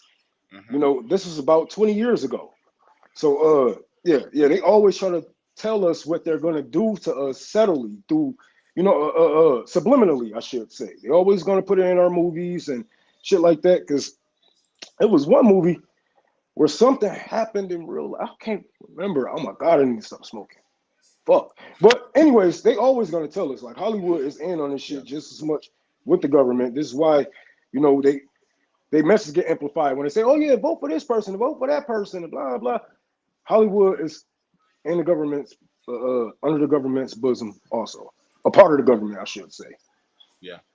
I'm going to tell you right now, if you are interested in playing any video games at all, then I recommend that you start off with the original Final Fantasy VII that came out on PlayStation. But don't get started on this. Look, I'm going to be honest with you. So basically, you're going to go into ecology, because it talks about that. You're going to go into how corporations are blended with government, and how the Shinra Corporation is actually also the government that runs the world, and how their experimentation of people led to one of the greatest, most well-known villains in video game history by the name of Sephiroth. So you're going to learn all that. I should do a show based on this just alone. But the thing is that it actually talks about it. And a lot of times you'll have these games that will actually have these themes that run through it, and like, for instance, look at the movie Parasite that won the Oscar for Best Picture. That basically talked about class issues, right? Look at Squid Game. How many people were watching Squid Game? And it actually talked about capitalism. So there's a lot of things that we see in media that actually are waking people up. And it's almost as if the oligarchs, their hand is slipping. They're like, oh snap, no, I didn't mean for that to get out. And so now you got, people going, well, maybe these socialists got a point. Maybe these commies got a point there. And so, and now you also have a lot of these Gen Z, these younger people that are looking at capitalism the way it is right now, and they're like, man, the hell with this. Man, I'm going the other direction. And now they're listening to those of us adult millennials. Well, all millennials are adults, but they listen to us millennials. See, I still got a little bit of weed in my system, sorry. But so they're listening to that and they're like, yeah, this doesn't work. Why y'all think Gen Z so damn woke? Like you guys ever play GTA 5, Grand Theft Auto? No. Like the characters are evil, right? The characters are criminal. Bro, that game is like, I remember there's some dude on Twitter which I made the argument that it was right wing. He's like, no, there's in no way, shape, or form is Grand Theft Auto right wing. It's a left wing as fuck. Think about it. In GTA 5, they literally explain how the intelligence communities, they had like their version of the CIA, and then they had their version of the FBI, and then they were explaining how the FBI and the CIA was actually doing drug smuggling, and they was saying it through their story, and through their story they were explaining how they would make contract with criminals, and that what they did with the GTA 5 characters. But that's true. That's what the CIA and the FBI did. And then if you ever listen to like GTA radio, they will have like radio that's openly mocking capitalism. They will have TV shows that openly mocking capitalism. And like there's all these, like in our generation, in the people who create our entertainment, they leave like subtle like anti-establishment shit in our media that didn't exist like during the boomer generation. So when people who don't have like any analytical skill, they play GTA, they just see explosions, fast cars. But think like you literally go around shooting the police. Bro, there's not a game more fucking based than Grand Theft Auto. But people don't think about it this way. But when you become revolutionary, I can't help but think like I remember I was playing Grand Theft Auto like a few years ago, and it's been a long time since I played. It came out like 2013, and I was playing. I'm like, bro, this game is base as fuck. Like literally, a big part of the storyline is one Devin Haynes. Is that his name? I forgot the main. That one of the main antagonists is the head of their version of the FIB. That's what they call it in that game. The big part of the story is explaining how it's San Andreas. Remember, the San Andreas, the main antagonist is a corrupt cop who works with the gangs and smuggled drugs through Big Smoke. Grand Theft Auto has always been based, but people don't see past it because they just see nothing but violence. But it's oh my god, a gun! This is gonna. Yes, baby, look into it, bro. Look into it, man. You straight up, you fight against cops. And then the cops in the law in that game, unlike other propaganda, like if you play Call of Duty, that's like pro-war propaganda. Like there's a lot of like straight up propaganda games. But Grand Theft Auto, all the people with authority, just like they are in real life, they're corrupt. They are, and that's the main premise. But you see, they have these same people will have no problem, like you said, like Max Payne. That's police propaganda, but they have no problem. Everybody love Max Payne. Everybody love all these fucking these cop games or these FBI games or even Call of Duty.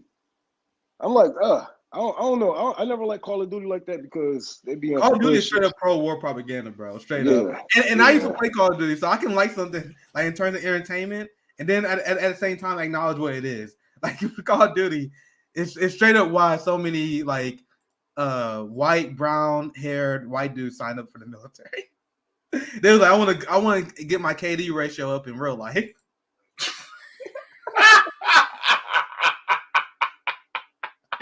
Go out there and get wiped the fuck out. Like, nigga, this is not a game. You do not respond. You cannot just put tape on your arm. You can't build a fucking wall over the motherfucker like Fortnite. No, nigga. It was you're gonna die. Yo. So GTA based, Call of Duty not, and it's not always a home run, and not always a home run. But I remember, I remember there was a big. Go ahead. Oh, I'm sorry. I'm glad that you have put that up because they is a recruiting tool because they the CIA and FBI actually watch gamers. They actually watch gamers and recruit the best gamers for drone programs. And this is where one of the whistleblowers that came from, Daniel, what is his name? Daniel, fuck. But he was in a drone program for Obama. He was a gamer. Yeah. Yeah, they watch us. Yeah, there's actually I actually had a friend of RBN on a few last year where he was talking about, because he was in that space, and one of the people who actually was doing propaganda or helping propagandize gamers on Twitch was people like Steve Bannon, and they were actually trying to get people to join the military in order so that they can either push more right-wing propaganda or push more war propaganda in order to get them to enlist. And a lot of times it was to and a lot of it was towards a lot of the white male base that they typically cater to. And so this is why you have a lot of these incels that be up on Twitch complaining that you got female gamers and this is our space and blah blah blah, just because they don't know how to talk to them. Just because they're a bunch of losers, because whatever. So I wish I could find this clip. I found one. I'm sorry, I'm still a little bit high. Now we having fun now because I'm gonna show you guys some clips. I'm trying to find one clip where and Trevor in GTA 5 is an insane character, but he goes on these random based ass rants throughout. He went on a super anti-capitalist rant. And really? He went on, and then I found one. Let's watch this one. I remember there's another one. Here, look, watch this video. Well, I just hope that we don't get flagged for this, but will we get flagged for that? I don't know. It's a video game. It's a video game. I don't know. No, I don't think we would. They got video game. We demonetize anyway. Channels, yeah. We demonetize anyway. Okay. Fuck it. All right. Here, let's see if we can find a gym. Oh damn! I need to fix the audio. They have the random ass based ass gems in here. I want to see if I can find the rant he does on immigration and class consciousness. But here's one. Let's see what this says. And they will parody like right wing minded people so much in GTA, and there's so many right wingers who are so dumb they don't even realize that the game is making fun of them. Like I said, this whole debate was started because this dude on Twitter thought GTA was a right-wing game. And everyone was like, bro, are you out of your fucking mind? So GTA would do this thing where they mock right-wingers all the time, and they didn't even realize it. So let's check this out. Is for the Americans. What are you doing? Expressing my God-given right to complain about things I don't like. Good for you. So tell me, what do you think about the Canadians? Canadians? The worst. The absolute worst. Worse than the Mexicans. I cannot stand me some Canadians, at least the Mexicans, have the civility, no, the common decency to look different. What? You got a good point. I'll bear that in mind.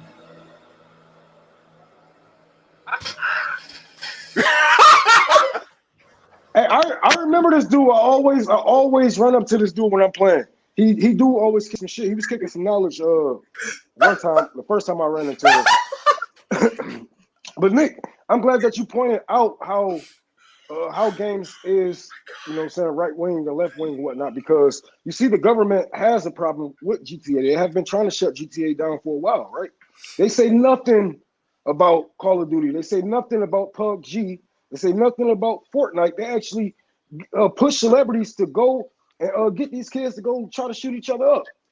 They have no problem with the war propaganda, but when it comes to the left wing gaming, no, because the government knows that GTA isn't going to push out more workers or more people that's for the government. Like, if anything, we just want to shoot a cop in real life when we see it. Just can't. I'm not gonna play this. I'm not gonna play this, but I remember this too. Because Trevor also there's also this mission where we kill the ICE Border Patrol agents. Do you guys remember that? There were these anti-immigrant people, and they were rounding up illegal aliens illegally. And then Trevor, the whole quest line, you go around with them and he kills them at the end. So that's why I fuck with GTA, because GTA had all these like random ass based ass moments like that. And that's why I never understood why people would think like right wingers be playing this game like y'all fuck with this. I'm like, bro, this whole game is dissing you, bro. This whole game is dissing everything, bro. How can people like I stand with the blue, and then bro in this game we killing cops, nigga. But anyway, I don't get it. I don't get how they think. That's we chilling now. We having fun.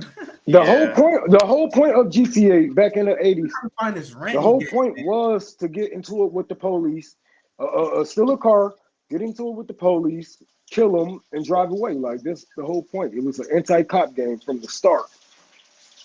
Yeah, and they not only just that, it's also they talk about the corruption. And someone bring up Red Dead too. The Red Dead Redemption brought up the Pinkertons and the government corruption. Almost every single Rockstar game, they cover it with a gangster narrative and with extreme violence and comedy. But they also talk about some real ass corruption shit that you see. Was talking about RBN all the time. Like if you guys don't remember, like play GTA 5 again and look at the storyline. It's literally all about corrupt intelligence agencies. And then Michael sold out Trevor because he made a deal with the FIB, a corrupt intelligence agency. And then I don't remember the guy's name, but the top cop that worked with Michael to help cut the deal, his career was made and he was turned to a hero. So they were explaining all the heroes you see, they all did corrupt shit to get there. That's the underlying message of the story. So anyway, not all games are based like that, but I love games that actually are based. And then he come on with GTA 6 already. God damn it. That shit take forever. But anyway, Man, that's my nerd breakdown. That's my nerdy breakdown. They said they're dropping it, but I don't believe them. All right. So y'all got kids now. Like, what the fuck, y'all? So so we got a couple minutes left. So what's coming up soon? Nick, Rome. I know y'all got something coming up. You know, give the people what they want. Yeah, I'm gonna be calling only live stream tomorrow. Okay. I'm gonna have Zoya back on. You guys can jump. Actually, we did our first call-in show yesterday. Shit was fun as hell. Because not only can you take callers, you can set people as speakers. It's pretty much just like Comics Corner, bro. That shit is just like Comics Corner. That shit. So I had Zoya and we had our friends. A lot of you guys probably didn't watch it because I'm only doing it. Call in, we have exclusive content over there. So I do live only and I enlist the video on YouTube. So you guys can check it live. We did do a segment on defund the police. And no one, like, bro, I want someone to call in on some right-wing shit. I really do. I want someone to try to debate me on this shit, but it's probably not going to happen. I want to get a panel together. Like, call-in's fun, so that's what I'm going to do tomorrow. I may do a show Saturday. I'm trying to get some guests on for a super show. We see. If not this Saturday, maybe next Saturday. But that's what I have. Make sure you guys check out Savvy show tomorrow as well. She uploaded tomorrow on RBN on Friday. So that's what we have coming up. We upload every day though. So make sure you guys support us on Patreon as well. Revolutionary Blackout. Subscribe to us on Callin. That's what it's our Callin show. And we gotta talk about it soon because it's called Revolutionary Discourse. Right? So we actually talking to the community. Rome, you already know what this is. It's literally just Twitter Spaces, but it's a different platform. That's literally what it is. So anyway, that's all I have. I'll pass it back to you, James. All right. Rome, what you got coming up? Catch it when you catch it? Yeah, I'm gingerbread, man. You know me. But tomorrow I'm gonna be with Misty on her radio show. Ooh. And I think I'm about to get some things together for the 13th for Mother's Day. I'm doing that diaper giveaway, 10,000 diapers. And gotta get some more stuff for that, do a barbecue. And I'm gonna be shooting my documentary. So I'm gonna be a little busy, but I'm gonna try to fill y'all in while we are doing all of that. Because I got 3 days of shooting. So yeah, I'm gonna try to keep y'all I'm sorry, Ron. Go ahead. You good. I'm done. Jay, let me I'll plug this real quick. This is our new call-in show, Revolutionary Discourse. And as you guys see, the YouTube streams will be live only. It will be unlisted after that, but you can check the replay. Yesterday, we did a whole discussion on Roe v. Wade and how, excuse me, it mostly was the Democrats' fault. Here we go. That we got here. We eventually had Zoya. Like, I actually really like this platform. You see Brown Joy Gray is live right now. I was listening to a room. Jimmy Dore does his post show I don't know if you guys even know that there was like 300 people watching. I'm like, damn, a lot of people don't even know this. It was good shit. Brown Joy Gray does a show on there. Glenn Greenwald was there earlier. Lee Camp, like, bro, all the lefties are on here. So if you're not on Call-In, you're missing out. And I actually like it. Like I was skeptical at first. I think, can I fast forward? Anyway, I don't know how to fast forward on desktop. Oh wait, there it is. Here it is. It just hit in. So I just want to show you guys this. Oh shit, I fucked it up. But anyway, the point is subscribe to Call-In. But Terry Crews is another one. Anyway, sorry. I still get used to it myself. But anyway, you guys can check if you the episode we did won't be on YouTube. Subscribe to Call-In. You can watch all the episodes that we had on Call-In. And we had like 5-6 comrades on the panel. So this is your opportunity. If you want to talk to us, if you want to join the show, Call-In is the place to do it. So that's my live promotion. JB, go back to you. All right. So, of course, JB show is going to be live on Sunday at 1 p.m. Eastern Standard Time. Make sure to do that. Also, happy birthday, Karl Marx. Today was his birthday. As well as just wanted to thank everybody for tuning in to my 1,000 subscriber celebration last night. I am very, excited that I was able to reach 1,000 subs on my channel. So I want to give my heartfelt appreciation for you guys for that. Thank you so much. I appreciate it. So with that, water your plants, water yourselves, smoke them if you got them. If you don't have them to smoke, then eat them if you got them. Whatever you want to do, have a great day. Snort it. Rome, don't you get me in look, don't you get me in trouble. We ain't doing this, Rome. All right, y'all. I love y'all. Peace and blessings to